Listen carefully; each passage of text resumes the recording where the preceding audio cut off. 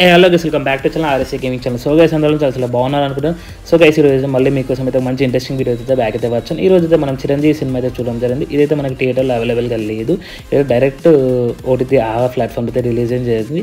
ఎవరికైతే సబ్స్క్రిప్షన్ తీసుకున్న వాళ్ళు ఉంటే సినిమా అయితే చూడొచ్చు. అండ్ స్టోరీ గురించి మాట్లాడుకుంటే డైరెక్టర్ వచ్చేసి మన అభినయ కృష్ణ చాలా అంటే చాలా మూవీస్లో యాక్టింగ్ చేశారు, డాన్సింగ్ చేశారు. అండ్ హీరో గురించి మాట్లాడుకుంటే హీరో అయితే చాలా మూవీస్ అయితే చేశారు. బట్ ఈ రీసెంట్గా చాలా అంటే చాలా ఫ్లాప్స్ ఫేస్ చేస్తున్నారు, అందుకే ఎవరు ఇంట్రెస్ట్ చూపెట్టలేదు. సో దాట్స్ ఓటీటీలో ఎవరికి తెలియదు కాబట్టి నేను మీకు మంచి రివ్యూ రూపంలో చూపెడుతున్నాను. స్టోరీ గురించి మాట్లాడుకుంటే చైల్డ్హుడ్ నుంచి హీరో అయితే చాలా అంటే చాలా స్ట్రగుల్ ఫేస్ చేస్తారు. సో ఎందుకంటే వాళ్ళ ఫాదర్ వచ్చేసి మద్యపానికి బానిస అవుతారు. సో మొత్తం హీరోని ఫ్యామిలీ మొత్తం చూడడం జరుగుతుంది. పెరిగినాక ఇంకా ప్రాబ్లమ్ ఫేస్ చేస్తారు చాలా అంటే చాలా. సో ఇతనైతే ఒక మంచి ఇన్కమ్ యాడ్ చేసుకుందామని ఒక అంబులెన్స్ అనేది తీసుకుంటారు, అది కూడా ఒక అప్పు తీసుకొని. సో దానివల్ల కూడా ఇంకా ప్రాబ్లమ్స్ ఫేస్ చేసి ఈఎంఐ పే చేయలేకపోక, ఇంకా పేషెంట్స్ ప్రాణాలు కాపాడలేకపోక చాలా అంటే చాలా ఫెయిల్యూర్స్ కష్టాలు ఫేస్ చేస్తూ ఉంటారు. సో హీరోకి అయితే మధ్యలో ఒక యాక్సిడెంట్ అవుతుంది. యాక్సిడెంట్ అయినాక హీరోకి అయితే ఏం కాదు, అంబులెన్స్ కూడా ఏం కాదు.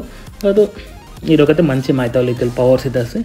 పవర్స్ నుంచి హీరోకి అయితే ఆయుష్ శక్తి అయితే వస్తుంది. అంటే అందరు ఆయుష్లు అయితే ఒక గ్రీన్ సిగ్నల్ రెడ్ సిగ్నల్ లాగా హీరోకి అయితే కనబడతారు. సో అదైతే మంచి పవర్ లెక్క అనుకుంటారు హీరో, ఏమైనా ఇన్కమ్ యాడ్ అవుతారని.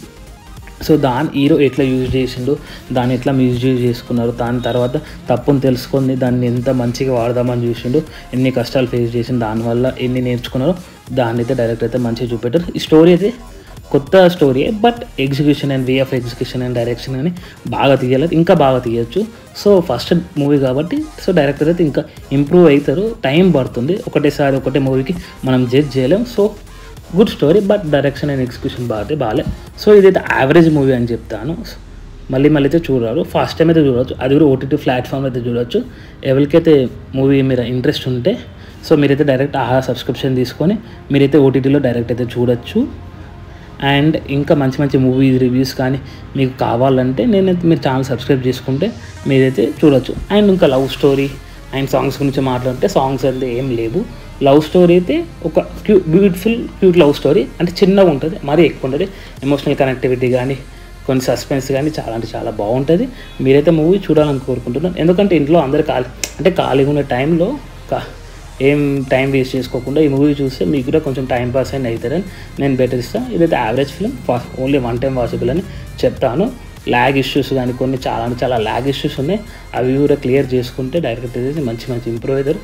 స్టోరీ అయితే కొత్త స్టోరీ, రొటీన్ స్టోరీ అయితే కాదు, బట్ ఎగ్జిక్యూషన్ కానీ కొన్ని ఇంప్లిమెంట్స్ కానీ చాలా తగ్గిపోయినాయి. బ్యాక్గ్రౌండ్ మ్యూజిక్ కానీ అంత ఇంపాక్ట్ ఏం ఇవ్వలేదు. సో సాంగ్స్ ఎందుకు లేవంటే అంత అవసరం లేదు కాబట్టి సాంగ్స్ ఏం లేదు, ఎందుకంటే ఇది పవర్కి సంబంధించింది కాబట్టి సాంగ్స్ అవసరం లేదు.